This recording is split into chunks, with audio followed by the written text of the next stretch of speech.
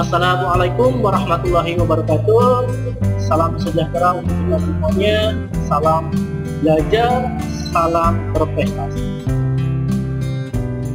Adik-adik semuanya dan anak-anakku dimanapun kalian berada, kembali lagi bersama saya Indra Permana.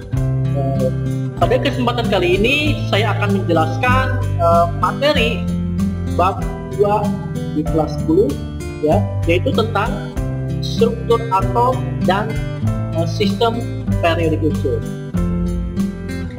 Di sini nanti saya akan menjelaskan adik-adik semuanya bagaimana agar paham pembelajaran pada kali ini. Adik-adik semuanya simak baik-baik video ini, semoga bermanfaat. Dan jika adik-adik belum subscribe atau subscribe-nya masih merah, silakan tinggal klik subscribe-nya, kemudian like. Kalau masih kurang paham, silakan bisa bertanya di bawah video ini. Ya, baik. Untuk efisienkan waktu, kita mulai saja pembelajarannya. Nah, di sini teori atom, adik-adik. Ya, di sini untuk teori atom, di sini ada beberapa ilmuwan ya yang mengemukakan bahwasanya atom-atom ini strukturnya itu seperti apa. Yang pertama adalah Democritus, kemudian Dalton, Thomson, Rutherford, Bohr, dan mekanika kuantum. Dari pertama kalinya atom ini ditemukan, ini tentunya atom ini mengalami sebuah perubahan-perubahan dari abad ke abad ya. Nah, misalkan di sini Democritus, kemudian Dalton. Nah, tentunya di dalam Democritus ini ada beberapa kelemahannya, sehingga muncullah ilmuwan baru ya yang mengemukakan atau membuat suatu teori yang baru mengenai atom, yaitu oleh Dalton. Kemudian selanjutnya di sini ada lagi Thomson, Rutherford. Ya. Jadi intinya ilmuwan-ilmuwan ya yang meneliti tentang teori atom ini, mereka memberikan suatu yang baru atau sesuatu yang terbarukan ya, sehingga perlu adanya diteliti dan dikembangkan, sehingga muncullah teori-teori oleh para ilmuwan tersebut. Selanjutnya di sini saya akan menjelaskan ya teori-teorinya. Oke. Nah, di sini yang pertama adalah Democritus. Ya.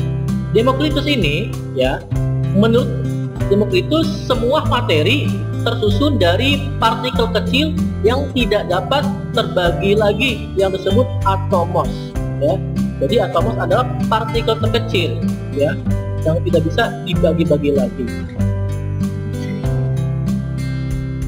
Kemudian seiring dengan adanya teori yang dikemukakan oleh Democritus ya, nah ternyata si Democritus ini dia berhasil disanggah atau dipatahkan teorinya oleh Aristoteles ya, bahwasanya materi atau benda itu tidak tersusun dari partikel kecil ya yang tidak dapat dibagi lagi. Nah, ternyata menurut Aristoteles, beliau meneliti menurut Aristoteles bahwasanya materi atau suatu benda masih bisa dibagi-bagi lagi dan secara kontinu. Nah, sehingga dengan bertolak belakangnya hal tersebut, teori tersebut, akhirnya muncullah teori baru ya, yaitu teori yang dikemukakan oleh Dalton. Di sini menurut Dalton unsur terdiri dari partikel kecil dan tidak dapat dibagi-bagi lagi, yang disebut atom.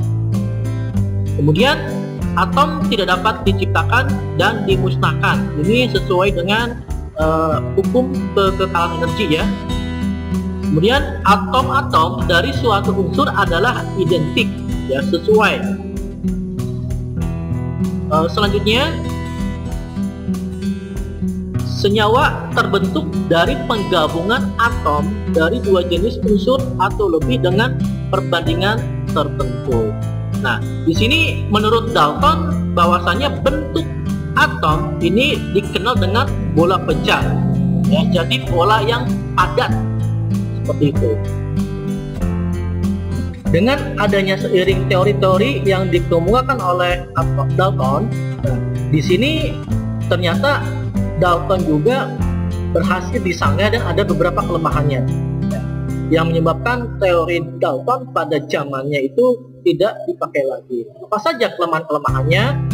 Di sini yang pertama yang menyebabkan teori atom Dalton tidak dipakai lagi, ya, yang pertama adalah di sini tidak dapat menjelaskan sifat listrik materi, ya. Kemudian selanjutnya tidak dapat menjelaskan secara atom-atom saling berikatan. Dan yang ketiga, tidak dapat menjelaskan perbedaan antara atom unsur yang satu dengan unsur yang lainnya. Dan yang terakhir adalah tidak dapat menentukan bahwasanya atom itu memiliki muatan. Dengan adanya kelemahan-kelemahan tersebut, akhirnya muncullah teori baru. Nah, oleh siapa teori itu? Nah, teori itu dikemukakan oleh Thomson, ya, J.J. Thomson. Nah, dia membuat suatu teori dengan adanya percobaan. Nah, di sini percobaan dengan sinar katoda, ya. Nah, sehingga dengan adanya percobaan sinar katoda ini, nah, kemudian ditemukanlah partikel bermuatan, ya. Apa muatannya? Negatif, yaitu adalah elektron, ya. Jadi inilah yang membuat atau menentukan adanya penemuan baru, ya. Selanjutnya,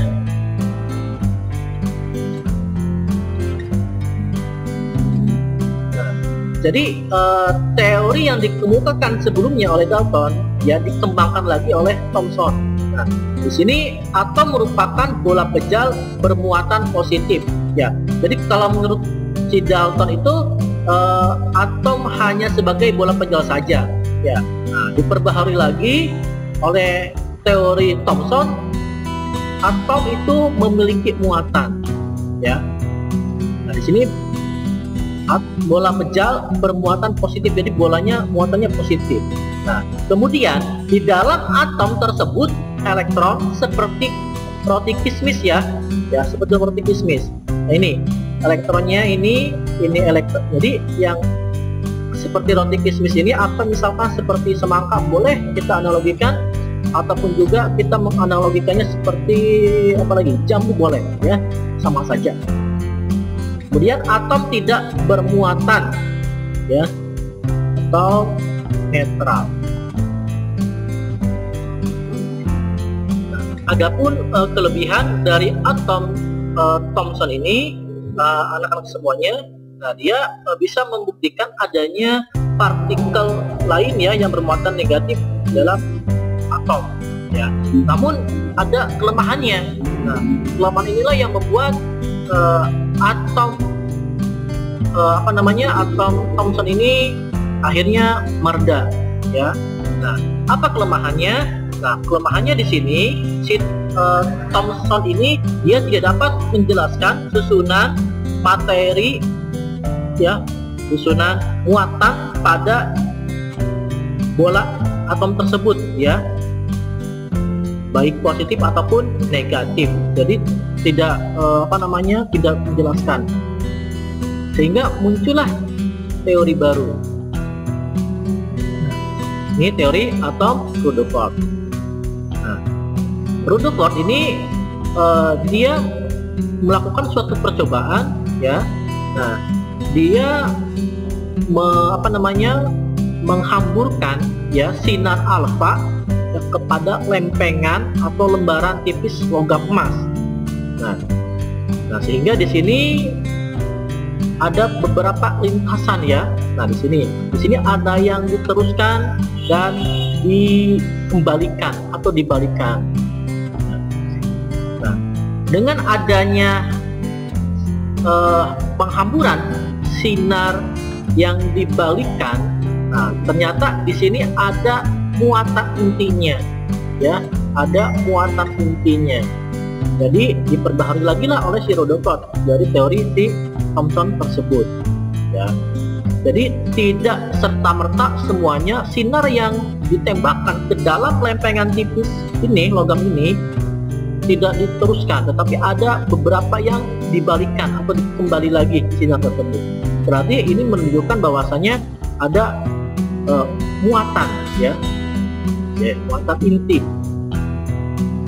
atau muatan positif. Nah, kemudian,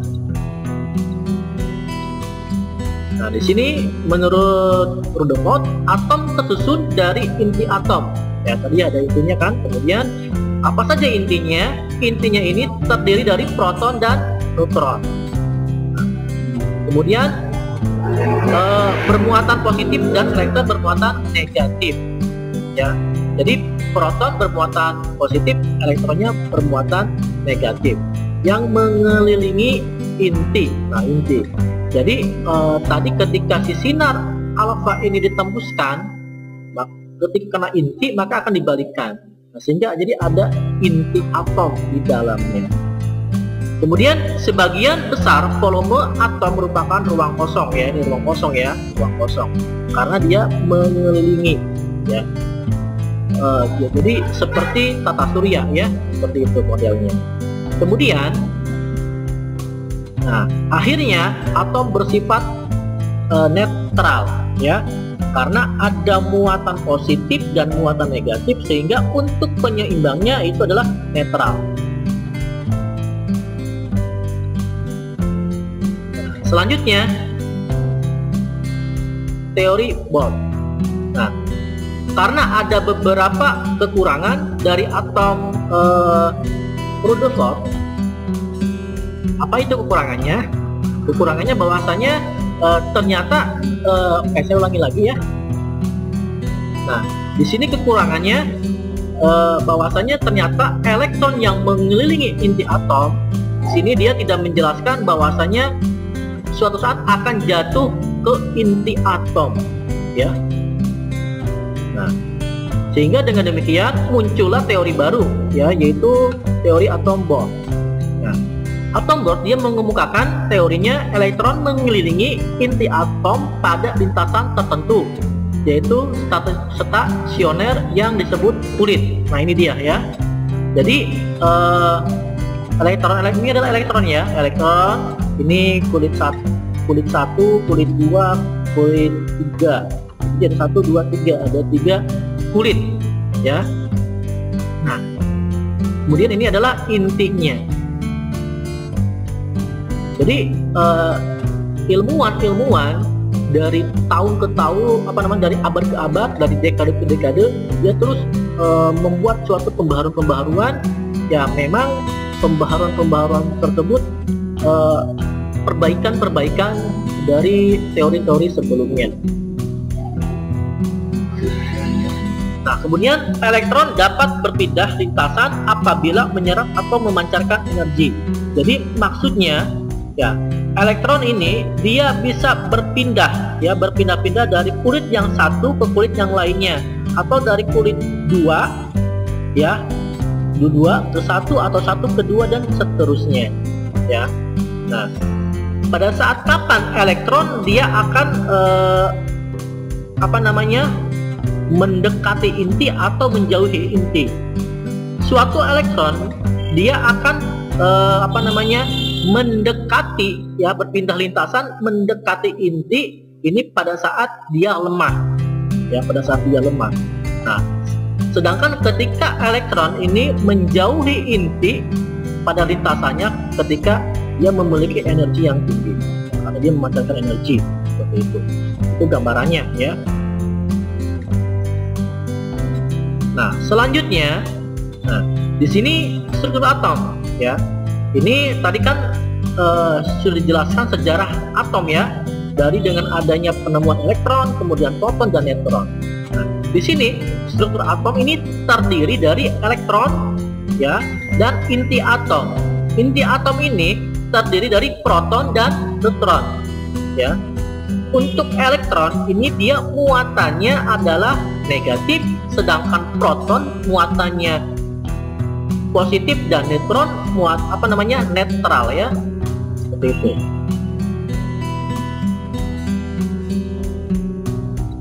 Nah, kemudian di sini partikel penyusun atom. Nah, di sini elektron muatannya negatif. Nah, ditemukan oleh J.J. Thomson. Yang tadi ya sudah dijelaskan oleh saya. Nah, di sini masanya dalam gram 9,11 kali 10 pangkat min 28. Ya, ini beratnya. Kemudian proton muatannya positif, ditemukan oleh Goldstein, masanya 1,67 kali 10 pangkat min 24. Sedangkan neutron muatannya netral oleh James Chadwick ya, 1,67 kali 10 min pangkat 24. Ya sama ya, proton dan neutron sama karena memang dia adanya di inti atom ya, sehingga mengakibatkan penetralan. Selanjutnya adik-adik semuanya, di sini tabel periodik unsur. Nah, inilah yang harus adik-adik pahami ya. Di sini ada golongan 1A, 2A dan seterusnya sampai 8A. Di sini golongan golongan B. Nah, adik-adik diusahakan paham dan kalau harus dihafalkan ya. Gampang sekali ternyata adik-adik dihafalkannya. Jadi nanti kita tinggal membuat suatu jembatan keledai. Ya, contoh misalkan di sini golongan 1A, H, Li, Na, K, Rb, Cs dan Fr ya, kalsium. Nah, kita gampang. Kita tinggal dibuat jembatan keledainya. Misalkan, hey Yelina, kau rebut cinta si Freddy. Jadi Helina, kau rebut cinta si Freddy. Jadi H, Li, natrium ya, natrium, kalium, rubidium, robi, cesium dan kalsium. Jadi gampang ya, ini cara menghafalnya. Ataupun juga misalkan di sini golongan 2A ya, Be, Mg dan seterusnya. Oke, saya singkat misalkan bebek, mangan, bebek, mangan ya, bebek, mangan, cacing, setempet, ban, radial ya. Jadi Be, barium, magnesium ya, kalsium dan seterusnya. Atau lagi misalkan di sini ya, 1, 2, misalkan 3, 4, 5, 6 ya. Di sini 6A misalkan oksigen ya, di sini belerang, kemudian helium dan seterusnya. Nah, di sini saya singkat atau menjadi suatu akronim atau jembatan keledai. Om saya senang tebang pohon ya, OSSE, TE dan PO. Atau misalkan orang Sinting senang telanjang porno. Nah, itu kalau yang ininya ya, orang Sinting senang telanjang porno. Nah, ini silakan adik-adik sendiri saja bagaimana gampangnya menghafal sistem periodik unsur. Insya Allah dengan adanya hal seperti itu akan di luar kepala nantinya ya, kita paham. Oke, lanjut. Nah, di sini ada beberapa dalam sistem periodik unsur golongannya ya. Di sini untuk golongan 1 dan 2 ini termasuk logam alkali ya, logam ya, alkali. Nah, di sini atau golongan utama. Kemudian ya, golongan utama itu biasanya golongan A ya, golongan 1A sampai 7A. Nah, di sini kemudian golongan transisi. Golongan transisi ini adalah golongan B biasanya. Kemudian golongan gas mulia itu golongan 8 gas mulia semua. Oke, nanti ini akan lebih jelasnya saya jelaskan nanti ya. Nah, selanjutnya di sini tanda atom. ya. Tadi kan ada nama-nama unsur ya, nama-nama unsur, kemudian ada nomor atom dan masanya. Nah, di sini ada A, Z, ya ini X ya. Jadi X atasnya A, bawahnya Z. Nah, X ini adalah lambang unsurnya ya. Ini lambang unsurnya. Contoh misalkan natrium Na, kemudian kalsium Ca di sini ditulisnya. Nah, kemudian untuk A ini adalah nomor masanya, ya masanya. Kemudian untuk Z ini adalah nomor atomnya, seperti itu. Baik, misalkan saya contoh di sini, misalkan magnesium ya, magnesium. Ya. Magnesium itu nomor atomnya 12, ya. Kemudian masanya 24. Ya, jadi seperti ini ya. Jadi unsurnya berarti X-nya Mg ya. Nah, kemudian A-nya nomor massa seperti 24. Nah, sedangkan untuk Z-nya atomnya 12. Nah, ini gampangnya seperti ini ya. Jadi atau misalkan kita lihat saja di tadi ya, coba kita lihat, saya ulangi lagi. Nah, di sini misalkan, nah di sini misalkan di sini magnesium ya. Nah, ini 12 ini ya. Nah, 12 ini adalah nomor atomnya, sedangkan 24 ini adalah nomor massanya. Ya, sini ternyata nomor ya, intinya adalah untuk nomor massa itu paling besar ya, sedangkan nomor atom paling kecil. Oke, contoh misalkan di oksigen. Di sini oksigen, nah 8 berarti ini adalah nomor atomnya. Kemudian di sini 15,9 berarti dibulatkan 16, ini nomor massanya. Ya. Jadi memang ada di beberapa tabel SPU ini ada yang di atas atau di bawah. Tapi intinya adalah nomor atom itu adalah yang terkecil ya, kemudian nomor massa adalah yang terbesarnya. Oke, kita lanjut. Oke, saya lanjut ya. Oke, lanjut.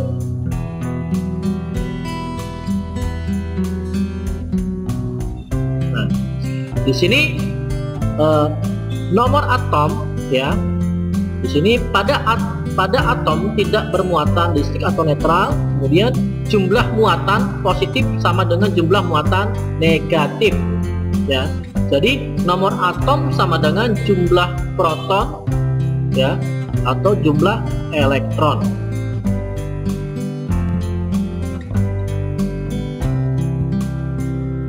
Oke, kemudian lanjut. Kemudian nomor massa. Nah, di sini nomor massa ini dia terdiri atas proton, neutron, dan elektron. Nah, jadi dengan demikian massa atom sama dengan massa proton ya, ditambah massa neutron ditambah massa elektron. Jadi jumlah keseluruhannya ya. Sini untuk massa elektron ya, massa proton dan massa neutron, maka massa elektron dapat diabaikan. Jadi jika massa elektron lebih kecil ya, sama dengan massa proton dan massa neutron, maka massa elektron dapat diabaikan. Nah, selanjutnya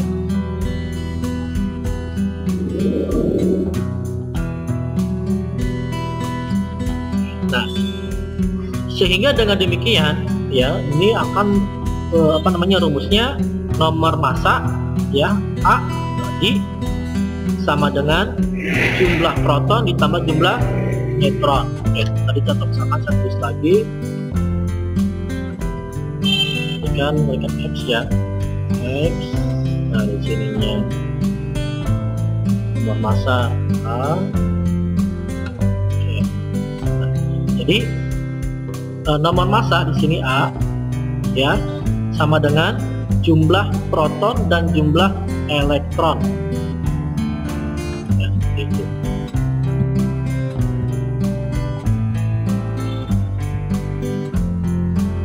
Selanjutnya komposisi ion. Jadi semuanya di sini ion itu adalah atom yang bermuatan listrik. Ya. Ada ion positif, ada ion negatif. Nah, di sini untuk ion positif, ya, ion positif ini atau kation. Nah, di sini atom yang melepaskan elektron. Ya, jadi ion positif adalah atomnya itu melepaskan elektron. Yang positif.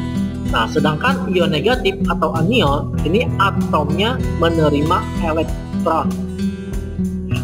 Contoh misalkan, nanti akan saya jelaskan lebih, ini hanya contoh saja ya. Nah, contoh ion positif, ya, misalkan di sini Mg2+, ya, kemudian apalagi Ca2+. Nah, berarti otomatis kan Mg2+ ion positif, maka artinya adalah magnesium ini dia melepaskan 2 elektron ini, ya, dibacanya Mg2+ ini. Jadi si elektron dilepaskan 2 pada unsur magnesium. Contoh misalkan ion negatif, misalkan Cl-, ya. Nah, Cl- ini ya berarti otomatis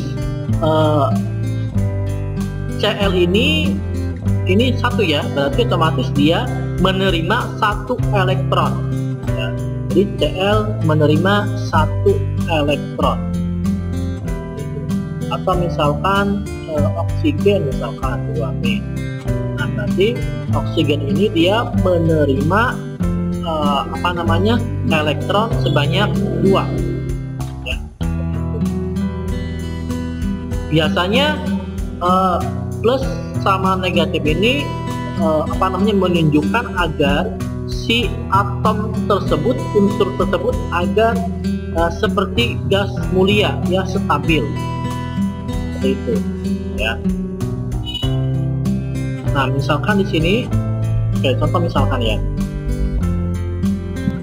misalkan di sini oksigen, ya, saya di atas saja. Misalkan di sini oksigen, ya, oksigen kita coba dicek oleh adik-adik semuanya, ya, nomor atomnya adalah 8. Nah, kita konfigurasikan, ya, 26.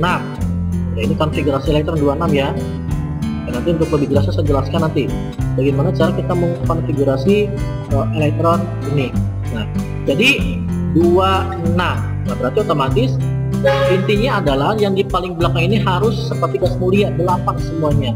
Dengan demikian dia harus masuk, ya, 2 elektron, ya, supaya 28. Nah, jadi di sini 8O2- jadinya, ya. Atau misalkan Mg2+ magnesium. Nah, magnesium ini 12, ya, nomor atomnya. Ini 282. Nah, berarti otomatis dia cenderung melepaskan, ya, 2 elektron, ya, supaya dia 28. Nah, jadi dengan demikian Mg2+, seperti itu, ya. Nah, nanti untuk lebih jelasnya saya akan jelaskan nantinya. Ini kita masih pengenalan dulu aja, masih dasar, biasa pendahuluan.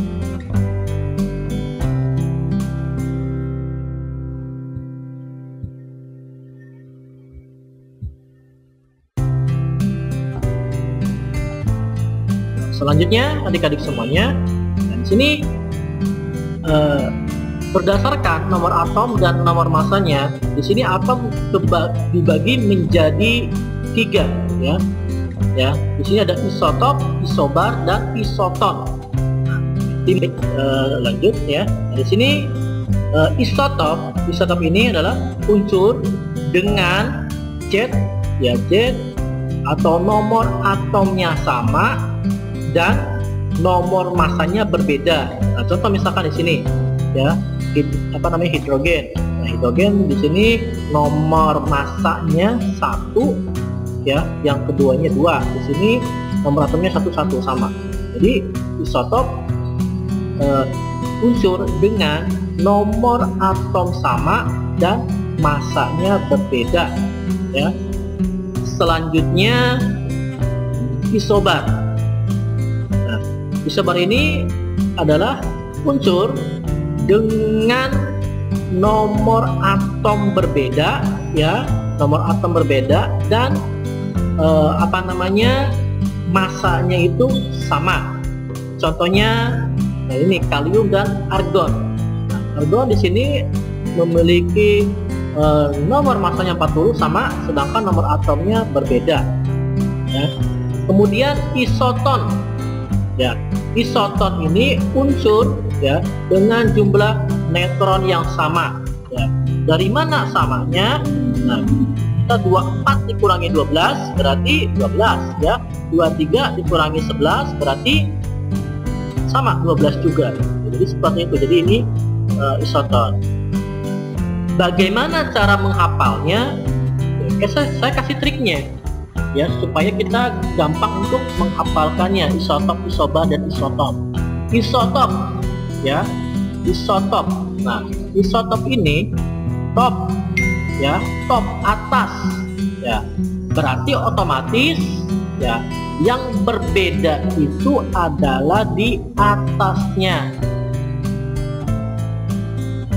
ya. Kemudian isobar, bar bawah, ya, bar bawah, berarti yang berbedanya adalah di bawahnya. Kemudian isoton, neutron, ini berarti sama iso ya, sama ya, berarti neutronnya sama. Jadi itu gampang menghafalnya. Oke, jadi kalau misalkan kita tutup ini, ya, ditutup, apa itu isotop? Jadi isotop intinya adalah gini, intinya adalah tadi kan di sini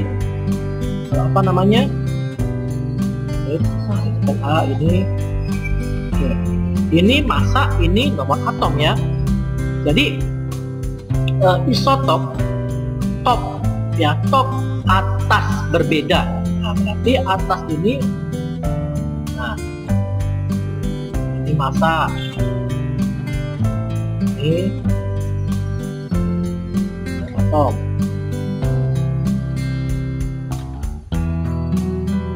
Isotop, ya, top berarti yang atas yang berbeda. Jadi unsur yang memiliki, ya,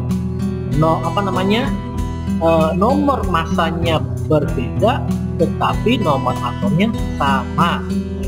Kemudian isobar, bawah, berarti bawah yang berbeda. Jadi unsur yang memiliki, ya, memiliki nomor atom bawah, ya, nomor atom yang berbeda sedangkan masanya sama. Isoton, sama aslinya, ya. Jadi unsur yang memiliki neutron yang sama. Itu cara menghafal yang gampangnya, ya. Jadi 1 menit langsung bisa menghafalnya. Oke, kita lanjut.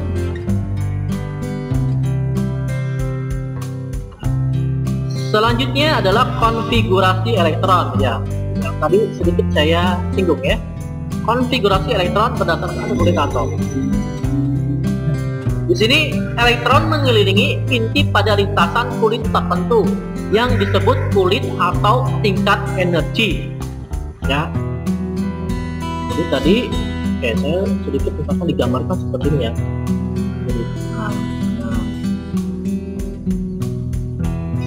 seperti itu misalkan. Anggap saja gambarnya bagus. Jadi elektron mengelilingi, ini misalkan elektron di sini juga, di sini dan seterusnya. Elektron mengelilingi lintasan yang pada kulitnya, ya. Ini dia akan mengalami suatu tingkatan energi. Nah, tingkatan energinya, ya, elektron dia akan menjauhi inti atom, berarti tingkatan energinya itu dia ketika dia menjauhi, ya, berarti besar. Sedangkan kalau dia mendekati inti, ya, mendekati inti, berarti energinya itu sedang kecil. Nah, ketika inti-inti ini mendekati, ketika elektron ini mendekati inti, maka di sini akan terjadi suatu ledakan. Apa itu ledakan? Namanya bom atom, ya, yang terjadi pada Hiroshima Nagasaki. Hiroshima, ya.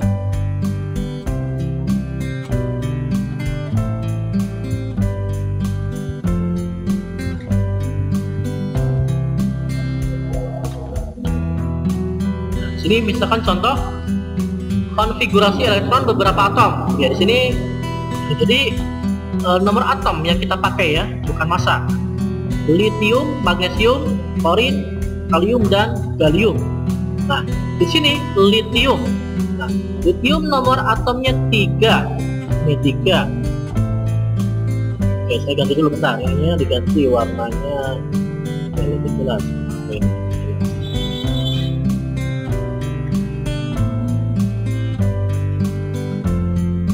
Warna hijau, kuning, main ya. Nah, di sini lithium 3, ya, sehingga 21.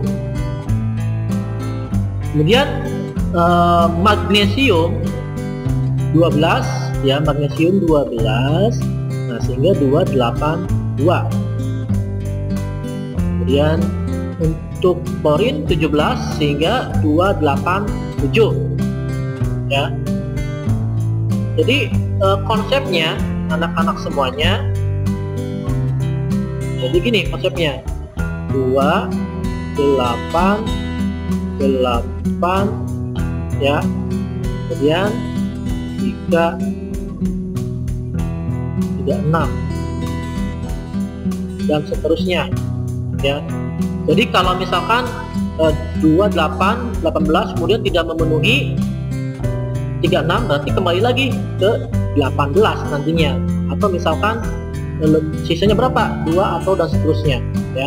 Nah, contoh ini misalkan nih di sini gallium 31, ya, berarti 2, 8, 18. 2 tambah 8, 10, tambah 18, 28. 28 gak mungkin 18 lagi, ya, karena kalau misalkan 18 lagi di sininya, ini di sini 18 lagi, dia akan kelebihan, berarti tinggal kurangnya saja 3. Ini konsepnya ini 2, 8, 18, 36, ya. Atau misalkan ditambah 18 lagi 54 dan seterusnya. Ini konsepnya seperti ini, ya. Ini contoh, di sini keterangannya, jumlah elektron yang menempati kulit terluar disebut elektron valensi. Kemudian elektron valensi hanya boleh mengandung maksimal 8 elektron. Ini dia. Ya. Jadi elektron valensi hanya bisa maksimal, ya, maksimal 8, kemudian 18 dan seterusnya. Tergantung jumlah dari nomor atom si unsur tersebut, ya. Atau misalkan saya contohkan lagi, ya. Saya contohkan lagi misalkan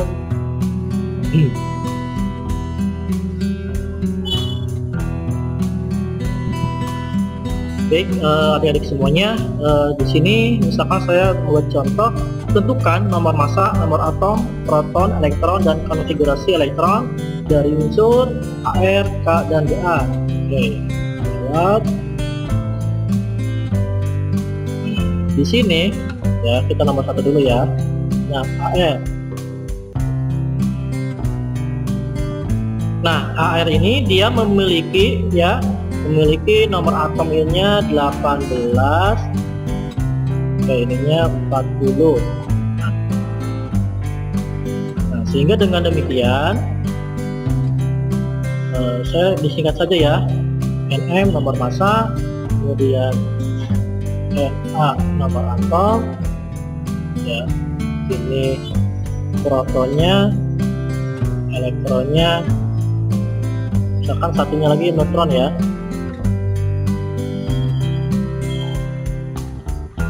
Nah, di sini nomor masanya. Nah, nomor massa itu yang paling atas kan ya. Nomor masanya berarti 40. Ya, kemudian nomor atomnya 18 ya, yang ini ya, bawah. Protonnya. Nah, proton itu sama dengan nomor atom ya. Berarti 18. Dan elektron juga sama kayak nomor atom atau tak. Jadi kayak sama nomor atom, kayak sama elektron ya, berarti 18. Lihat neutronnya. Neutronnya berarti 40 di ini nomor atom, nomor massa dikurangi nomor atom, berarti 40 dikurangi 16 ya. Di nomor massa dikurangi nomor atom, di 40 dikurangi 18 dengan 22 ya. Oke. Nah ini nomor. Nah, saran yang terakhir adalah konfigurasi elektronnya. Nah, untuk konfigurasi elektron berarti kita ngambilnya nomor atom ya, berarti yang 18. Nah, berarti otomatis berapa? Jadi 2 8 berapa? 8 lagi. Nah, ini cukup selesai ya. Oke, kita lanjut ke soal berikutnya.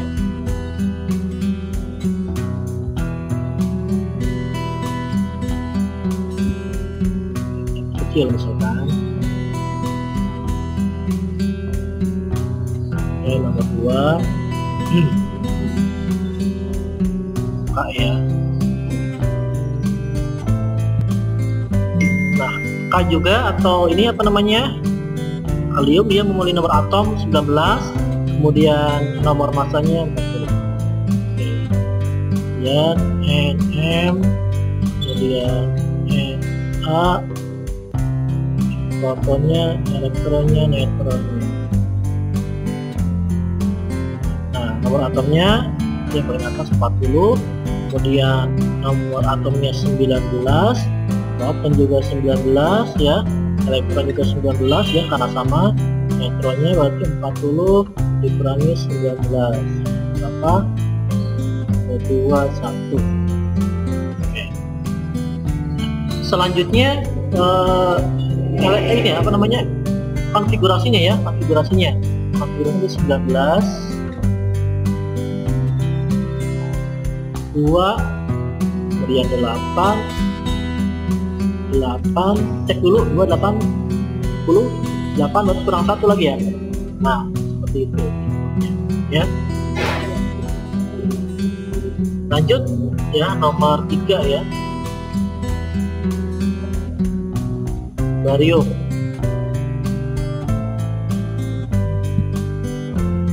Nomor 6 ini nomor atomnya 56, kemudian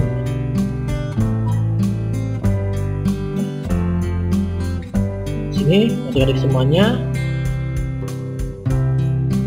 massa, kemudian nomor atom, kemudian proton, elektron, dan neutron. Nomor atomnya berapa? Oke, betul ya, 137 atas ya. Kemudian nomor atomnya 56 di bawah. Selanjutnya protonnya, betul, kemudian elektronnya sama kayak proton ya, karena tidak ada muatan, kecuali kalau ada muatan berarti ini dia akan berbeda. Oke, kalau ada muatan berarti dia berbeda ya. Nah, selanjutnya neutronnya 137 dikurangi 56 berapa? 81. Oke, selesai ya. Nah, terakhir contoh misalkan kalau yang ditanyakannya adalah ada muatannya ya, misalkan ada muatannya. Oke, saya berikan contoh yang ada muatannya.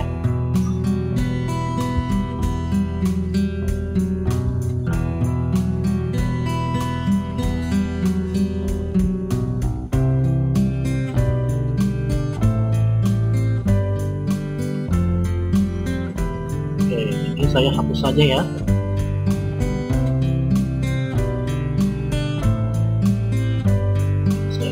bagus.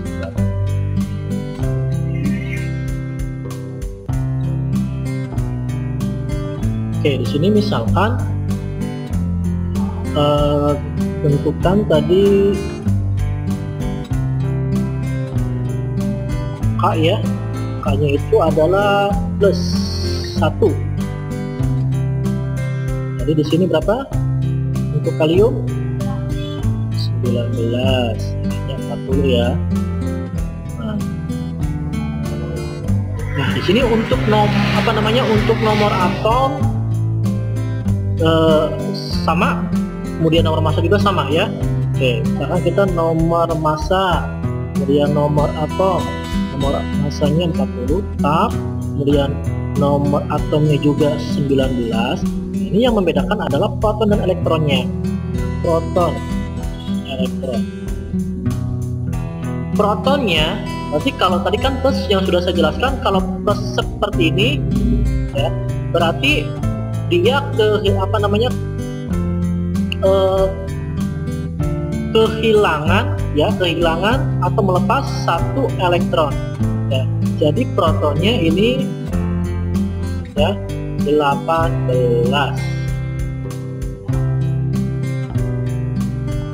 ya.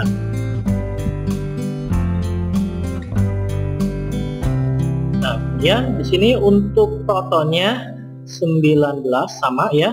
Nah, yang membedakan karena ininya muatannya plus, berarti untuk elektronnya dia melepaskan satu elektron kan ya, berarti dikurangi 1 ya, jadinya 18 ya untuk elektronnya. Kemudian misalkan Bapak misalkan yang min itu, contohnya yang min itu misalkan Cl ya, Cl min. Nah, Cl ininya bawahnya 17, ininya 36 ya. Nah, berarti untuk nomor massanya 36 tetap ya, kemudian nomor atomnya lagi, untuk nomor atomnya 17 dan nah kemudian untuk protonnya sama 17, elektron. Nah, ini untuk elektronnya adik-adik berarti 17, karena ini min ya, min berarti ditambah 1 karena dia jadi tandanya adalah masuk ya, menerima ya. Kalau ini dia melepaskan, berarti 18. Nah, kalau ininya untuk neutronnya ya sama, berarti 40 kurangi 19 tetap ya, 40 kurangi 19 berapa? 21. Ininya 36 dikurangi 17 18 ya. Sudah 19. Oke, seperti itu. Nah, baik adik-adik semuanya, untuk pertemuan pada hari ini saya cukupkan. Semoga bermanfaat. Jika belum paham silahkan bisa japri, atau misalkan lihat boleh di deskripsi, di komen ya, silahkan boleh komen dan seterusnya. Dan jika adik-adik semuanya gambar subscribe-nya masih merah, tinggal klik saja ya, klik subscribe, kemudian like ataupun share kalau itu memang ini bermanfaat. Terima kasih dari saya, semoga bermanfaat. Tetap semangat, salam belajar, salam berprestasi. Tetap semangat ya. Assalamualaikum warahmatullahi wabarakatuh.